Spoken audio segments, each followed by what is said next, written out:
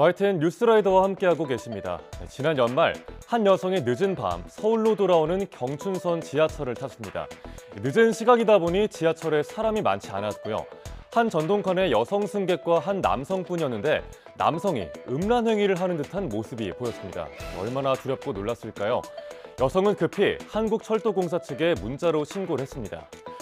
그런데 철도공사에서 돌아온 답변은 너무나 형식적이었습니다. 공포에 질려 신고하고 남성이 내리기까지 10분 동안 출두한 영무원이나 철도경찰 역시 단 한 명도 없었다고 합니다. 권준수 기자입니다. 다른 승객은 찾아보기 어려운 지하철 안. 검은색 외투와 모자 그리고 마스크까지 착용한 남성이 건너편에 앉아 있습니다. 가만히 앉아 있는 것 같지만 자세히 보니 혼자 음란 행위를 하는 듯한 모습이 보입니다. 이를 본 여성 승객은 충격이 컸지만 이 남성과 둘만 있다 보니 공포심에 소리조차 지를 수 없었습니다. 저를 타겟으로 삼는 것 같았고 그때부터 좀 무서웠는데 처음에 진짜 잘못 본 줄 알았고 더 심각한 범죄를 내가 당할 수도 있겠다라는 생각이 들어서 겁에 질린 A씨는 한국철도공사 측에 긴급히 문자로 신고했습니다. 하지만 돌아온 건 어떤 소란을 피우는 건지 위해를 가하고 있는지 등의 질문뿐이었습니다.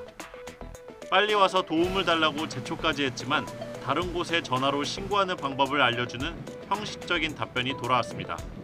10분 가까운 시간이 지나고 이 남성은 중간에 내렸는데 막상 신고를 받고 출동한 영무원이나 철도 경찰관도 없었습니다. 대기를 하고 있었으면 바로 잡히는 건데 눈앞에서 놓쳤다 이런 생각밖에 안 드는 것 같아요. 경춘선 엄청 자주 타고 거의 일주일에 한 번은 타는데 도망간 용의자는 신원을 들키지 않기 위해 일회용 승차권을 썼습니다. 그렇다 보니 경찰도 뒤늦게 추적에 나섰지만 수사에 어려움을 겪고 있습니다. 처음 신고를 받은 한국철도공사 측은 경춘선 철도경찰대가 청량리역과 남춘천역 두 군데에 있어 출동 시간이 30분 이상 소요될 수밖에 없었다고 해명했습니다. 그러면서 기동팀을 주말 등 취약 시간대까지 운영하는 방안을 추진하겠다고 밝혔습니다. 차량이 길게 늘어선 골목길, 앳돼 보이는 남성과 여성이 차량 주변을 맴돕니다. 이 차 저 차 살펴보면서 걷는 모습이 딱 봐도 의심스럽습니다.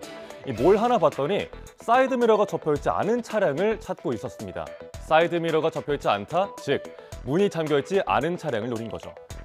차량 문이 열려있는 걸 확인한 뒤에 자리를 뜬 일행. 하지만 곧 다른 남성과 찾아와 차를 몰고 그대로 도주했습니다. 차주는 뒤늦게 도난 차량을 찾았지만 이미 차 곳곳엔 흠집까지 난 상태였습니다. 네, 지금 보고 계시는 분들 차 문 잠그는 거 절대 잊지 마시길 바랍니다. 이런 절도범들이 하이에나처럼 노리고 있습니다. 부장원 기자의 단독 보도입니다. 어둠이 짙게 내리깔린 새벽, 골목에 앳돼 보이는 남녀가 나타납니다. 도로에 주차된 차들 가운데 하나를 콕 집어 가리키면서 다가간 남성은 조심스럽게 조수석 문을 열어봅니다. 차 주위를 돌며 눈치를 보더니 자신의 차인 양 타보기도 합니다. 여성도 주변을 살피며 망까지 봐줍니다. 차 주인으로 착각할 수 있는 두 사람, 사실 차량 절도범 일당이었습니다. 뒷좌석까지 꼼꼼하게 확인한 두 사람은 몇 분 뒤 떠났지만 1시간여 뒤 이 남성은 또 다른 남성과 함께 돌아왔습니다. 이번엔 망설임 없이 운전석 쪽으로 향하더니 같이 온 일행과 차를 몰고 유유히 사라집니다. 자기 업무용으로 쓰는 차량이어서 차키를 자주 놔두고 다니는데요. 아침에 나와서 차를 봤는데 차가 없어진 거 보고서 몇 분간 좀 멍 때리고 있다가 CCTV를 확인해 보니까 차량을 자주 갔더라고요. 신고를 접수한 경찰은 인근 초등학교 앞에 주차된 차량을 발견했지만 곳곳에는 흠집이 났고 열쇠도 없는 상태였습니다. 경찰은 유사 사건과의 연관성을 검토하는 동시에 CCTV를 바탕으로 용의자 3명을 추적하는 데 힘을 쏟고 있습니다. 한 남성이 바지춤에서 두툼한 봉투 같은 걸 꺼냅니다. 자세히 보니까 여성용품인 생리대입니다. 남성이 왜 생리대를 꺼내던 걸까요? 바로 이 안에 마약을 숨겨서 국내에 밀수하려던 겁니다.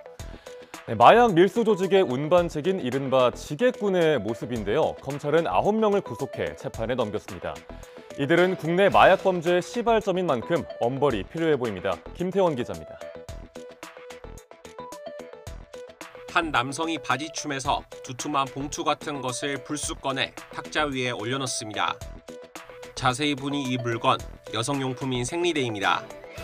그 안을 뜯어보니 흰 결정이 든 비닐봉투 여러 개가 나옵니다.